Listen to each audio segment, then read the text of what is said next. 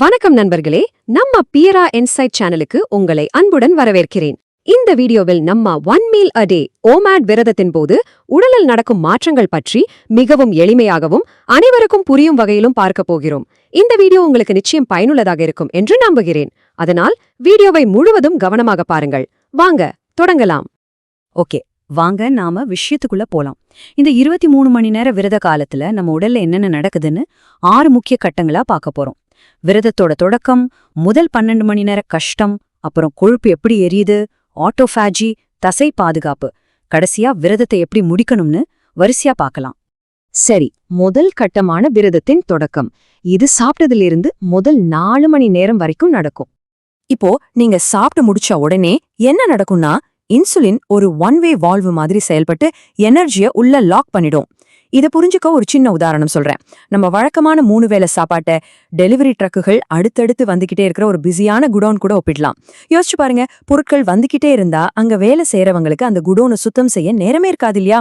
ஆனா விரதம் இருக்கும்போது அந்த குடோன் கதவுகளை முழுசா மூடிடுறோம், உள்ள வர ட்ரக்குகளை நிறுத்துறோம். அப்போதான் உள்ள இருக்கிற கிளீனிங் குழுவால நிம்மதியா குடோனை சுத்தப்படுத்த முடியும். அதுதாங்க நம்ம உடம்புலயும் எக்ஸாக்டா நடக்குது. இந்த முதல் 4 மணி நேரத்துல நீங்க சாப்பிட்ட உணவால உங்க உடல் முழுக்க எனர்ஜி நிரம்பி வழியும்.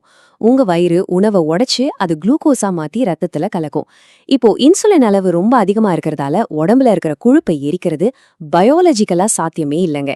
ஏன்னா இந்த அதிகப்படியான சர்க்கரைய இன்சுலின் எடுத்து நம்ம கல்லீரல் அப்புறம் தசைகள்ல பத்திரமா பேக் பண்ணி வச்சிடும்.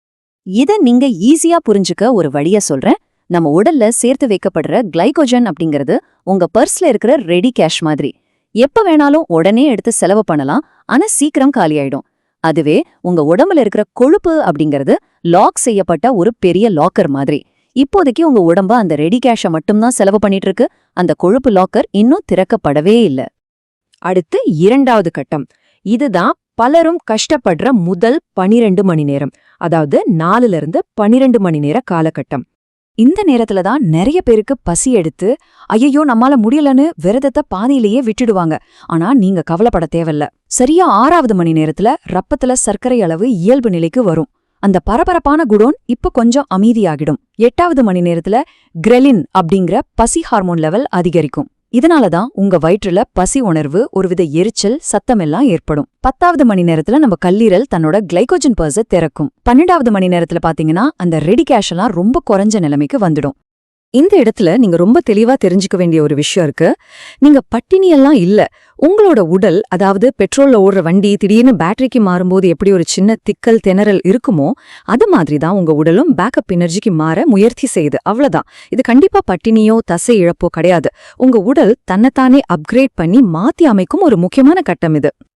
இப்போ 3வது கட்டம், கொழுப்பு எரிதல் மற்றும் மூளைக்கான எரிபொருள். இது 12 முதல் 16 மணி நேரம் வரை.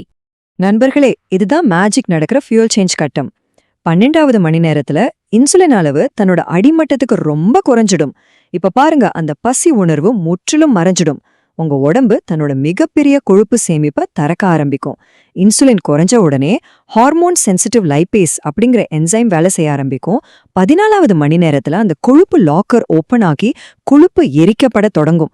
இப்போ நீங்க நேத்து சாப்பிட்ட சாப்பாட்டுல இயங்கல, பல நாட்களா உங்க உடம்புல தேங்கி இருக்கிற பல்லாயிரக்கணக்கான கொழுப்பு கலோரிகளை எரிச்சு உங்க உடம்பு சூப்பரா இயங்க ஆரம்பிச்சிடுச்சு.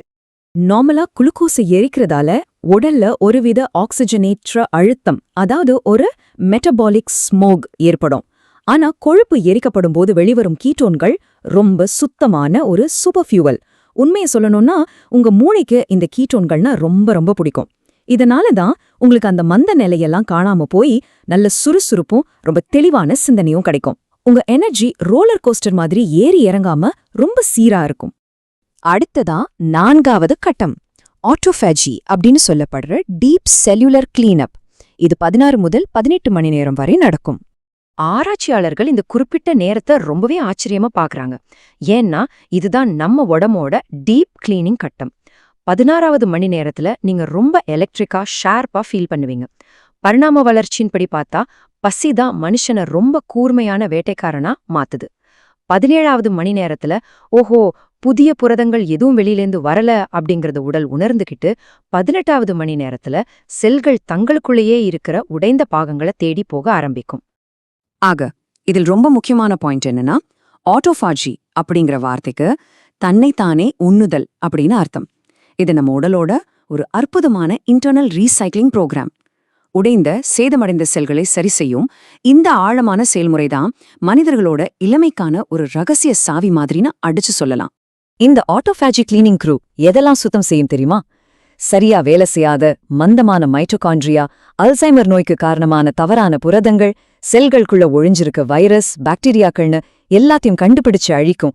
இந்த பழைய கழிவுகளை எல்லாம் கரைச்சு புதிய சுத்தமான அமினோ ஆசிடுங்களா, அதாவது பில்டிங் பிளாக்ஸா மாத்திடும். இதனாலதான் உங்க சர்மம் பளபளப்பாகும், பழைய காயங்கள் கூட ரொம்ப சீக்கிரமா குணமடையும். 5வது கட்டம், தசை பாதுகாப்பு மற்றும் வளர்ச்சி. இது 20 முதல் 22 மணி நேர காலகட்டம். இந்த பகுதியில ஒரு ரொம்ப இன்ட்ரெஸ்டிங்கான விஷயம் இருக்கு. இவ்ளோ நேரம் விரதம் இருந்தா உடம்பு தசையவே சாப்பிட்டுடுமே நிறைய பேருக்கு ஒரு பயம் இருக்கும். ஆனா அது முற்றிலும் தவறு. 20வது மணி நேரத்துல நம்ம உடம்புல ஹியூமன் growth ஹார்மோன் HGH சுமார் 1300லிருந்து 2000% வரைக்கும் ரொம்ப ரொம்ப அதிகமா உற்பத்தியாகும். இது உண்மையிலே ஒரு பிரம்மாண்டமான வளர்ச்சி. நம்ம உடம்பு ரொம்ப புத்திசாலிங்க. அது உடலுக்கு வெளியில இருக்கிற விறகுகளை, அதாவது கொழுப்பத்தான் எரிக்குமே தவிர வீட்டுக்குள்ள இருக்கிற ஃபர்னிச்சரை, அதாவது உங்க தசைகளை எரிக்கவே எரிக்காது. இந்த குறைவான இன்சுலின் மற்றும் அதிகமான HGH இருக்கிற நிலை தசைகளுக்கு ஒரு பாதுகாப்பு கவசம் மாதிரி செயல்பட்டு கொழுப்பை மட்டும் கரைக்க உத்தரவிடுது. ஏன்னா அடுத்து வேட்டைக்கு போக தசை ரொம்ப முக்கியம்னு உடம்புக்கு நல்லாவே தெரியும். இப்போ கடைசி மற்றும் 6வது கட்டம், விரதத்தை எப்படி முடிப்பது, அதாவது உங்களுடைய 23வது மணி நேரம். உண்மைய சொல்லணும்னா விரதம் இருக்கிறத விட அதை எப்படி சரியா முடிக்கிறோம் அப்படிங்கறத ரொம்பவே முக்கியம். நிறைய பேர் இங்கதான் ஃபெயில் ஆறாங்க. இந்த 23வது மணி நேரத்துல உங்க செல்கள் ரொம்ப காஞ்சி போன ஸ்பாஞ்ச் மாதிரி நீங்க எதை கொடுத்தாலும் அப்படியே உறிஞ்சிக்க தயாரா இருக்கும். குடல் வீக்கம் எல்லாம் குறைஞ்சிருக்கும், கெட்ட பாக்டீரியாக்கள் எல்லாம் முழுசா அழிஞ்சிருக்கும், மூளை முழுக்க கீட்டோன்கள் மூலம் ரொம்ப ஷார்ப்பா இயங்கிட்டு இருக்கும். இந்த நேரத்துல போய் பீட்சாவோ கூல் ட்ரிங்க்ஸோ குடிச்சா என்ன ஆகும்? அது சர்க்கரை அளவை திடீர்னு அதிகமாக்கி மொத்த சிஸ்டத்தையும் கொலாப்ஸ் பண்ணி உங்களை சோர்வடைய செஞ்சிடும். அதனால உங்க உணவை இப்படி 3 படியா சரியா பிரிச்சுக்கோங்க. படி 1, உயர்தர புரதம், முட்டை, சால்மன் மீன் அல்லது சிக்கன் மாதிரி. இது ஆட்டோஃபாஜியால உடைந்த அமைப்புகளை மீண்டும் உருவாக்க ரொம்ப உதவி செய்யும். படி 2, ஆரோக்கியமான கொழுப்புகள், அவகாடோ, ஆலிவ் ஆயில். இது உங்க உடம்புல கொழுப்பு எரியும் செயல்முறையை அப்படியே மெயின்டைன் பண்ண உதவும். படி 3, அதிக காய்கறிகள், முக்கியமா கீரைகள் மாதிரியான உணவுகள். உடல் சோர்வை தடுக்க தேவையான பொட்டாசியம், மெக்னீசியம் மாதிரியான மைக்ரோ நியூட்ரியன்ஸ் இதிலிருந்து தான் அதிகமா கிடைக்கும். இந்த ஓமேட் முறைக்கு மாறும்போது ஒரு சின்ன அட்வைஸ், உடம்பு இதுக்கு பழகுறதுக்கு கொஞ்சம் டைம் எடுக்கும். ஒரே நாள்ல 6 வேளை சாப்பிடுறத நிறுத்திட்டு ஒரு வேளைக்கு மாறினா தலைவலி, சோர்வு வரலாம். அதுக்கு கொஞ்சமா கல்லுப்பு கலந்த தண்ணிய குடிக்கலாம். ஏன்னா இந்த ஆரம்ப கட்டத்துல எலக்ட்ரோலைட்ஸ் ரொம்ப முக்கியம். அப்புறம் நீங்க ரொம்ப மன அழுத்தத்துல இருந்தாலோ, கர்ப்பிணியாக இருந்தாலோ அல்லது குறிப்பிட்ட மாத்திரைகள் எடுக்கிறவங்களா இருந்தாலோ இதை தவிர்க்கிறது தாங்க நல்லது. முடிவா ஒரு விஷயம், பசி அப்படிங்கிறது ஒரு ஆபத்தான எமர்ஜென்சி நிலை கிடையாது. அது நம்மாலே ஈஸியா கட்டுப்படுத்தக்கூடிய ஒரு சிக்னல் தான். நம்ம முன்னோர்கள் வாழ்ந்த மாதிரி அந்த இயற்கையான சுழற்சிக்கு மாறுங்க. வேட்டையாடுங்க, விருந்து சாப்பிடுங்க, அப்புறம் நல்லா ஓய்வெடுங்க. நீங்க பட்டினியா இல்ல, உங்க உடலை நீங்களே குணப்படுத்திக்க ஒரு மிகப்பெரிய வாய்ப்பை உங்களுக்கே கொடுக்குறீங்க. இந்த வீடியோ உங்களுக்கு பிடித்திருந்தா ஒரு லைக் பண்ணுங்க, தம்ஸ் அப். உங்க நண்பர்களுடன் இந்த வீடியோவை ஷேர் பண்ணுங்க. இன்னும் இப்படிப்பட்ட பயனுள்ள வீடியோக்களை பார்க்க நம்ம சேனலை சப்ஸ்கிரைப் பண்ணி பெல் ஐகானை பிரஸ் பண்ணுங்க.